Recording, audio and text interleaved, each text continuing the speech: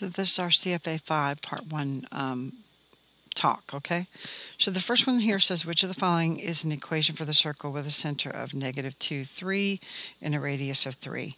So the easiest way to do that is to write this equation, x plus 2, remember we changed the sign of it when we put it in the equation, plus y minus 3 squared, and then we're going to do 3 squared, okay? So let's expand this now. So the way to do that is to do x squared plus, remember, multiply those two terms together times 2 because there would end up being 2 of them. So that's going to be 4x. And then 2 times 2 is 4. So over here, we're going to do the same thing with our y values. We're going to do y squared. -3 times y is -3y. Times 2 is -6y. -3 times -3 is 9.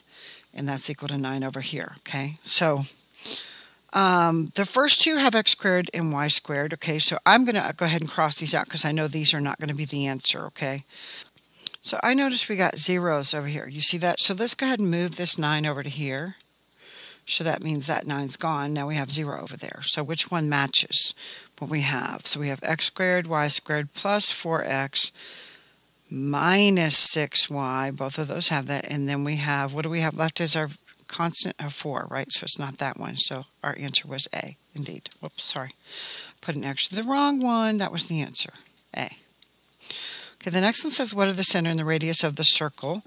So this time we're going to do the opposite. So we're going to do x squared, and we're going to put plus 6x here, plus blank, plus y squared minus 10y, plus blank, and then we're going to move that 30 to the other side. To do that, it becomes positive. Add 30 to both sides. Now remember, we're going to take half of our middle term, 6 divided by 2 equals 3. We're going to drop that into our parentheses. And then we're going to square that and put it back up in, sorry, that's supposed to be equal. We're going to put that back up in our blank. But remember, we add it to the left, we also have to add it to the right, okay? So over here, same thing, we're going to do -10 divided by 2, that's -5. So this is going to be plus our y minus 5 squared. Now we're going to square that as well. We're going to square the -5. -5 times -5 is positive 25. Remember that blank is always going to be positive, okay? So we're going to add 25 to here. So when we do that, 39 plus 25 is 64. So now we're going to pull our center and our radius. So our center is going to be opposite of the values that are there. So this is going to be -3, +5. And then our radius is going to be the square root of 64, right? So that's going to be 8. Okay? So our next two says, what is the distance between these points? So we're going to use our distance formula, and that's going to be the square root of x2 minus x1 squared plus y2 minus y1 squared. Okay, so we're going to have that. I'm going to actually mark these x1, y1, and x2, y2. And all we're doing is plugging those in, okay? So we're going to take our x2, which is 2, minus our 4. We're going to square that, plus our y2, which is -4, minus our y1, which is 3, and we're going to square that. Remember, we're taking the square root of all of this and we're all done. Do what's in the parentheses first. That's -2. We're going to square that. Plus -7.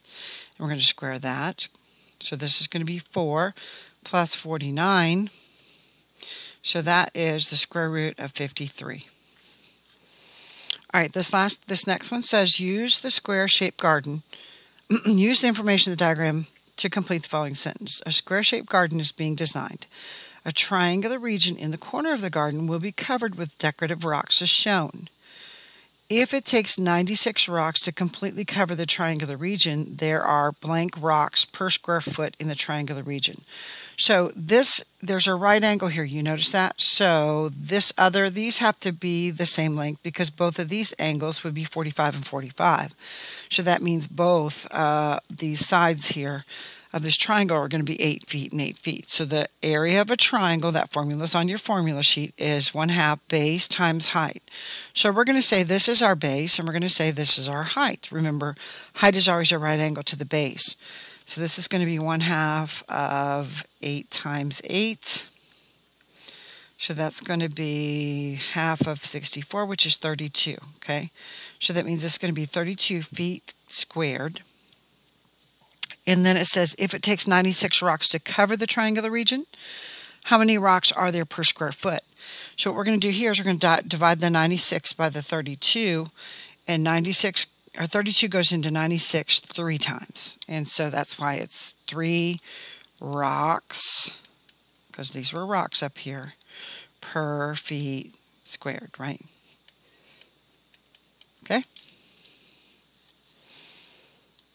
So this next one says, use the graph to answer the following questions. What is the length to the nearest unit of WS? So WS is this segment right here. Okay. So what I'm going to do is create a right triangle. So I notice this is 1, 2, 3 high. And this is 1, 2, 3, 4, 5 wide. So to find WS, we're going to do a squared plus b squared equals c squared. Well, WS is RC, and how do I know that? Because there's my right angle, okay? So that means I'm going to do 5 squared plus 3 squared. So that's 25 plus 9. So that's going to be 34, and it's asking us WS squared is equal to 34. So we have to take the square root of both sides. So WS would be equal to, if I take the square root of 34, I get 5.83, and it's saying what's to the nearest unit closest to that, so that would be 6, right? It would round up to 6, okay? Last one says, use the information in the diagram to answer the following question. A rectangle with a length of 10 and a width of 6. The rectangle is continuously rotated around a straight line to form an object with a volume of 150 pi. So let's just try out different ones. So if we rotate it vertically around this, that would be 10 squared times 6 times pi, right? That would be the short side. So that would be, what, 600 pi? So I don't think it's that one. So then let's do, that was the short side. This would be the long side. Well, let's change colors here. This would be the long side.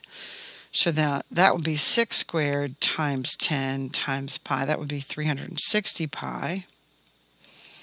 So that's not our answer either.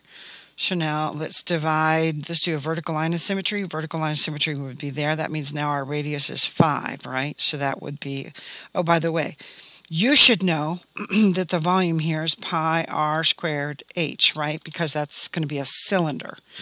So I should have said that to begin with, but now you know. So now we're going to do this one, and this is going to be 5 squared times 6 pi. That's 25 times 6. That one is our 150 pi right there.